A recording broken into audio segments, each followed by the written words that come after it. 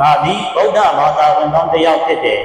အဲ့တော့ဗုဒ္ဓဘာသာဝင်ကောင်းတစ်ယောက်ပြီးငါသိတိုက်တဲ့ငါ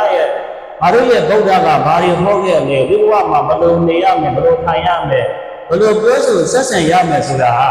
ဘုရားရှင်ကိုယ်တော်မြတ်ကြီးဟောကြားခဲ့တယ်ဒါတွေကိုငါတို့တွေကလိုက်နာကျင့်သုံးပြီးတော့နေမယ်ဆိုရင်ဒီဘဝမှာလည်းကောင်းကျိုးချမ်းသာတွေနဲ့ပြည့်စုံပြီးတော့နောက်ဘဝတွေမှာလည်းကောင်းကျိုးချမ်းသာအနန္တတွေနဲ့ပြည့်စုံမှာပါလားအဲ့တော့တရားမထိုင်ခင်မှာစိတ်ကိုတည်ငြိမ်အောင်လုပ်ပါဒီမစင်ကြယ်အောင်လုပ်ပါအဲ့လိုဒီမစင်ကြယ်လာပြီးစိတ်ကလေးငြိမ်းချမ်းလာပြီးအေးချမ်းလာပြီးဆိုရင်ကိုယ့်ရဲ့ခန္ဓာကိုယ်ကြီးကိုအနိစ္စဒုက္ခအနတ္တကိုကြည့်ကြည့်စင်ကြယ်မှာ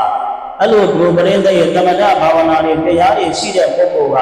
နောက်တစ်ချိန်မှာဘလို့ဒုက္ခမျိုးနဲ့ပဲကြုံလာသူ့မှာခြေစရာတရားအဖြစ်ရှိတဲ့အတွက်ကြောင့်လောကကြီးကိုအေးချမ်းချမ်းငြိမ်းချမ်းချမ်းနဲ့ဖြတ်သန်းရမှာဖြစ်ပါလားဆိုတာကိုသူတို့တော်ကောင်းများအားလုံးကိုယ်စဉ်ကိုယ်ကနားလည်ကြပြီးတော့ဘုရားရှင်ကိုယ်တော်မြတ်ကြီး